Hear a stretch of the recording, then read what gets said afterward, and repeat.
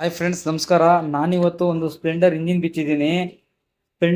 ಬಿಚ್ಚಿದ್ದೀನಿ ಅಂತಂದರೆ ಇವರು customer ready ಮಾಡಿಸಿ ಕೇವಲ ಬರೀ 3 ತಿಂಗಳಾಗಿರೋದು. ಏನಾಗಿದೆ ಅಂತ ಹೇಳಿದ್ರೆ ನೋಡಿ, ಇದಕ್ಕೆ ಗಮ್ ಎಲ್ಲ ಹಾಕಿದ್ದಾರೆ ನೋಡಿ.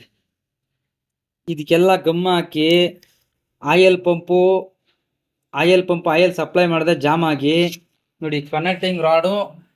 ಕನೆಕ್ಟಿಂಗ್ ರಾಡು ವರ್ಕ್ ಆಗದೆ, ಇದು ಕನೆಕ್ಟಿಂಗ್ ರಾಡ್ ಸೀಜ್ ಆಗಿದೆ. ಓಕೆ ನೋಡಿ, ಈ ತರ ಗಮ್ ಹಾಕಿದ್ರೆ ಏನಾಗುತ್ತೆ ಅಂತಂದ್ರೆ ನೋಡಿ, ನೋಡಿ ಇದೆಲ್ಲ ಗಮ್ ನೋಡಿ, ಇದೆಲ್ಲ ಗಮ್ ಹಾಕ್ತಾರೆ. ಇಲ್ಲಿ ನೋಡಿ, ಇಲ್ಲೆಲ್ಲ ಗಮ್ ಹಾಕೊಂಡು ಏನ್ ಜನರೇಟರ್ ಕೆಟ್ಟೋಯ್ತಾ? ಇದು ಜನರೇಟರ್ ಗಾಡಿನ, ಇದು ಡೀಸೆಲ್ ಗಾಡಿನ, ಜನರೇಟರ್ ಗಾಡಿನ, ಆಟೋನ, ಏನು? ಇದೆಲ್ಲ ಗಮ್ ಹಾಕಿ ಈ ತರ ಎಲ್ಲ ಫಿಟ್ ಮಾಡಿದ್ರೆ ಗಾಡಿ ಪರ್ಫಾರ್ಮೆನ್ಸ್ ಇರಲ್ಲ.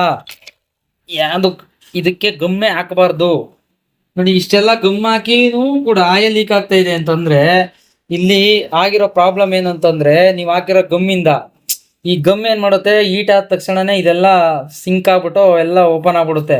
ಬಟ್ ಇದಕ್ಕೆ ಗಮ್ ಹಾಕಬಾರ್ದು ನೋಡಿ. ಇದೆಲ್ಲ ಗಮ್ ಹಾಕಿ ನೋಡಿ, ಎಲ್ಲ ಯಾವ ತರ ಕಚ್ಕೊಂಡು ಮೆಲ್ಟ್ ಆಗಿ ಎಲ್ಲ ಆಚೆ ಕಡ್ದ್ಬಿಟ್ಟಿತ್ತು. ಇದು ನೋಡಿ, ಇಲ್ಲಿ ನೋಡಿ ಗಮ್ಮು ನೋಡಿ, ಎಲ್ಲ ಗಮ್ಮೇನೆ. ಓಕೆ, ಮತ್ತೆ ಆ ಕಾಯಲ್ ಪ್ಲೇಟ್ಗೂ ಗಮ್ ಹಾಕಿಟ್ಟವ್ರೆ. ಓಕೆ, ಇಲ್ಲಿ ನೋಡಿ ಗಮ್ಮು. ನೋಡಿ ಗಮ್. ಇದು ಏನಕ್ಕೆ ಈ ತರ ಗಮ್ ಹಾಕ್ಬೇಕು? ಗಮ್ ಹಾಕಂಗಿದ್ರೆ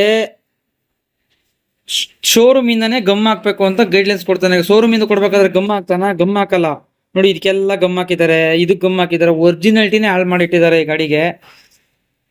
ಕೇವಲ 3 ತಿಂಗಳಾಗಿದೆ ಗಾಡಿ ರೆಡಿ ಮಾಡಿಸಿ ಅವರು. ಬರೀ ಜಸ್ಟ್ 3 ತಿಂಗಳಿಗೆ ಮತ್ತೆ ಇಂಜಿನ್ ಬಿಚ್ಚಿ, ಪಾಪ ಅವ್ರಿಗೆ ಮತ್ತೆ 5,000 ಖರ್ಚು. ಇವಾಗ ಇಂಜಿನ್ ಬಿಚ್ಚಿದ್ದಾರೆ ನೋಡಿ.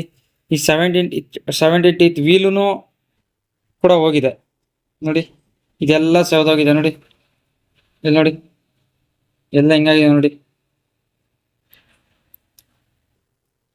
ನೋಡಿದ್ರ 780 ಹೋಗಿ ಈ ಗಾಡಿ ಗೇರ್ ಬೀಳ್ದೇನೆ ಗಮ್ಮೆಲ್ಲ ಹೋಗಿ ಆಯಿಲ್ ಪಂಪ್ ಜಾಮ್ ಆಗಿ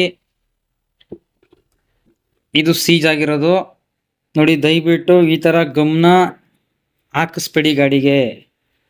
ಓಕೆ.